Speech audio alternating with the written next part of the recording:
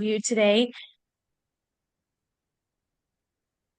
There it goes. I just got the notification, so we should be good. Good afternoon. My name is Mary Nunez. I'll be conducting this interview this afternoon. Can you please verify your name and the position that you are applying for? Yes, my name is Will Muldoon, and I'm applying for a sales engineering manager position. Okay, perfect. Can you tell me a little bit more about yourself and your qualifications that are in line with this position that you are applying for? Yes, absolutely. Um, I spent the last 14 years of my career supporting the special operations community, with the last 6 years supporting defense acquisitions on the systems engineering and integration engineering side, and the last four on the defense industry side, supporting sales. In this time frame, I've managed a team of individuals as well as managing a portfolio of products, technical products, as opposed to individuals. And throughout this time, I have also supported an annual sales quota for the team of in excess of $175 million with 100% threshold met each year. Okay, perfect. Seems like it's all in line with this position. Can you tell me about the largest team that you have managed and what's your leadership style for the teams that you've previously managed? Yeah, absolutely. The largest team that I managed is about six individuals. The most recent was three. Um, Throughout that time, I had actually a different leadership style than most that were around me. Having a smaller team, I was able to make a good personal working relationship with each of those individuals.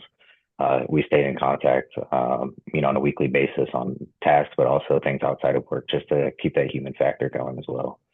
So my leadership style, management style was really to make a great relationship with my team and make sure that we all stayed cohesive environment. Okay.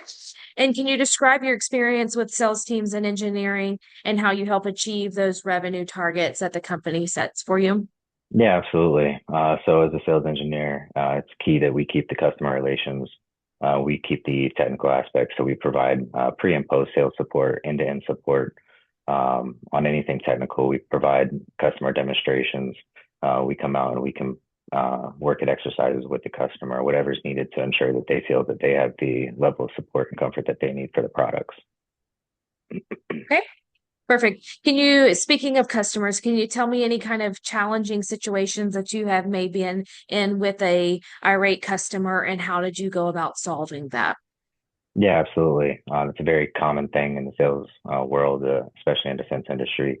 Government wants things to happen really fast at a quick speed timeline, and that doesn't happen in industry.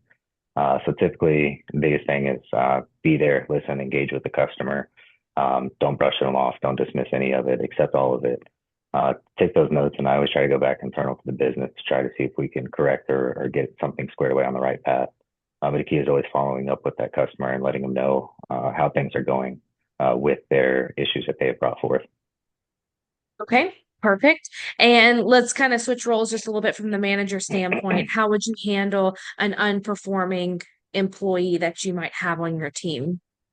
Yeah, absolutely. I think the first step is I would have a conversation with them, just at least set the tone, make sure that they're aware. I don't think the first time it needs to be formal or anything on paper. Just that way, at least the awareness is there. If it persists, then I think that it needs to go to a more formalized plan where there's a formal plan written out, a course of action to get that individual up to par in whatever that tasking may be, whether it's supporting sales or whether it's on the engineering side. Just creating an identified path and following up with them to ensure that they're getting those tasks done and leading down the correct path. Okay, perfect. So as far as this position, it looks like you're all in line with the experience that you have. There is a degree that's required. It looks like that's something that you're working on, so that's great. Um, as far as the qualification, like the requirements for this position, there is about 50% of the time you will be traveling. Just want to confirm that that won't be an issue if you are offered this position. No issues at all. Not a concern. Okay.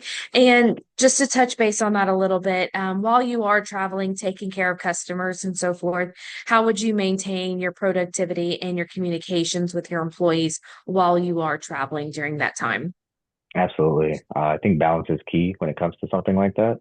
When you're traveling, you're typically out with customers, so that's going to be the focus. You're going to be engaging with the customers a lot of times, early mornings, late nights, sometimes socials that run later into the evening.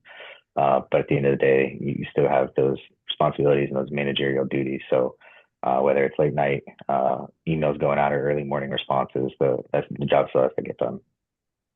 Okay, perfect. Well, that all seems to be in line with this position. Do you have any questions or anything for me at this time? I do have one question actually. With 50% travel, would there be a company credit card or would this be on personal?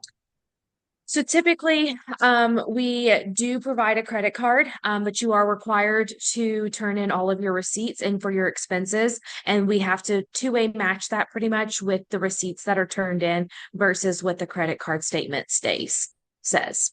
Okay, that aligns. Makes sense. Thank you so much. I appreciate it. No problem. Anything else? No, that's all I have. Thank you.